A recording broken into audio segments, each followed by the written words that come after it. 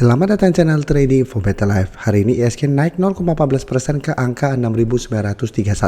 Selain video ini kami juga mengupload ada video lagi pada jam 8 malam nanti akan menganalisa satu emiten yang komisarisnya masih mengakumulasi di harga bawah dan saat ini saham tersebut mencoba untuk bangkit. Nah, di video ini saya coba menganalisa satu emiten yang akan membagikan dividen income dengan yield sebesar 5% lebih. Dan secara trend saat ini masih oke. Bagaimana potensi saham ke depannya? Yuk kita coba pelajari analisanya di video ini. Semoga analisa yang berikan ini bisa bermanfaat dan membantu teman-teman dalam mengambil keputusan. Untuk teman-teman belum subscribe channel ini, bisa tekan tombol subscribe agar tidak ketinggalan informasi dan analisis saham terbaru akan diupload setiap harinya. Saham pertama yang saya analisa adalah saham SMMT. Saham SMMT bisa kita lihat hari ini masih naik 3% lebih ke harga 1.290. Kenaikan saat ini membuat SMMT saat ini mengetes resisten dekat itu di sekitar 1.300. Dan untuk tren jangka menengah bisa kita lihat SMMT saat ini masih bergerak sangat tren. Jadi sebelumnya sempat berada di bawah kedua garis EMA dan bisa kita lihat setelah berhasil break, SMMT terus bergerak uptrend dan belum sempat turun mengetes support di EMA 50. Jadi sebelumnya walaupun sempat sideways dan berada di antara harga 1.100 dan 1.150, tapi belum sempat turun menuju garis EMA 50 sudah mulai berhasil break dan melanjutkan kenaikan. Dan hari ini kalau pemberitaan bahwa SMMT akan bagikan dividen dengan yield mencapai 5% lebih. Dan dari data broker summary jika kita perhatikan kenaikan 3% lebih ini malah mulai ada distribusi. Dan asing terlihat melakukan sedikit distribusi pada kenaikan 3% ini. Tapi secara keseluruhan jika kita perhatikan 2 minggu terakhir ini asing masih masuk akumulasi saham SMMT. Jadi dari data yang kita dapat SMMT saya lihat masih ada potensi untuk mengetes 1.300, tapi karena kenaikan ini ada distribusi, hati-hati SMMT masih ada potensi untuk melemah menuju support minornya di sekitar 1.250 apabila memang masih gagal break harga 1.300. Dan untuk dividen jika kita lihat, exit dividennya itu di 18 Oktober. Jadi apabila teman-teman sudah mempunyai saham SMMT dan ingin dapatkan dividen, teman-teman bisa hold selama tanggal 17 belum dijual pada saat penutupan, dan pada saat 18 Oktober teman-teman mau jual, teman-teman masih bisa mendapatkan dividen. Nah, untuk teman-teman yang baru mau entry pun masih bisa dapat dividen walaupun beli pada tanggal 17. Dan untuk dividennya jika kita lihat di sini sekitar 63 per lembar saham. Jadi itu saham SMMT karena saat ini sudah naik sangat tinggi, sebaiknya jangan coba entry di harga atas walaupun memang masih ada potensi untuk bergerak naik. Dan paling aman apabila ingin coba entry ada coba tunggu kembali di sekitar 1.200 atau di support minornya sekitar 1.250 untuk entry-nya. Tapi paling aman menurut saya adalah coba tunggu di sekitar 1.200 untuk entry daripada paksakan untuk buy on breakout. Karena kenaikan ini malah ada distribusi.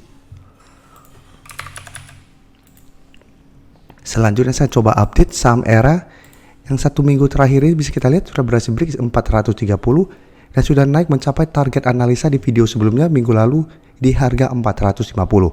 Karena ini merupakan support yang sebelumnya menahan penurunan dan saham ERA sekarang sudah berubah menjadi resisten. Seperti penjelasan saya sebelumnya, ERA menurut saya pribadi lebih menarik apabila memang berhasil break 450. Apabila berhasil break, maka ada potensi ERA itu mencoba bangkit dari downtrendnya. Tapi apabila terpantau ERA 1 minggu ke depan mencoba break 450 ternyata gagal break, hati-hati, bisa saja hanya teknik rebound sementara satu ERA masih melanjutkan penurunan. Tapi menariknya jika kita perhatikan di sini, kenaikan hari ini ada akumulasi lumayan besar. Asing sudah terlihat masuk melakukan akumulasi 1 minggu terakhir.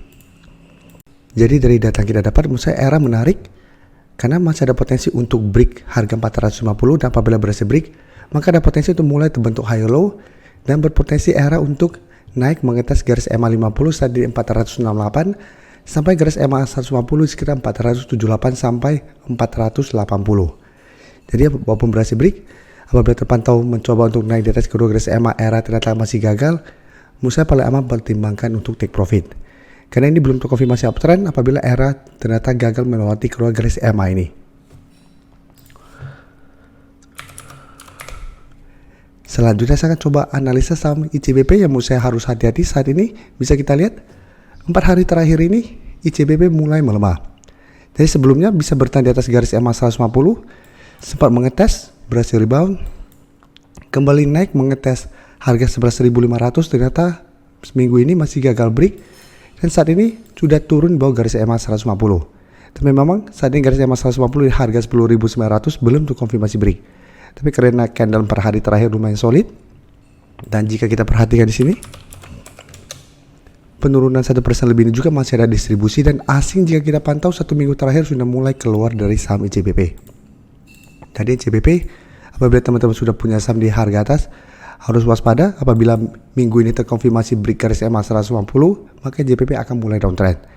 Dan ada potensi menuju support terdekat itu di sekitar 10.500 sampai support psikologisnya di harga 10.000 apabila memang terkonfirmasi break garis EMA 150. Selama belum terkonfirmasi memang ICBP masih bisa di hold, karena sebelumnya juga bisa kita lihat sempat turun bawah garis EMA 150, tapi karena belum terkonfirmasi masih ada potensi untuk rebound. Tapi apabila terkonfirmasi break, maka ICBP akan mulai bergerak downtrend.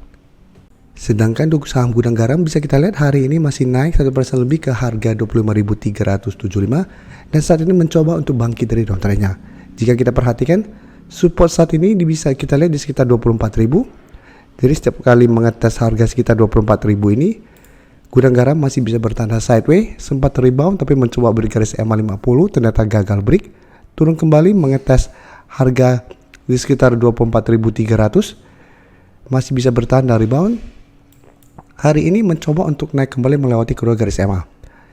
Jadi sempat menyentuh garis EMA 150 dan saat ini berada di atas garis EMA 50, tapi ingat ini belum terkonfirmasi break.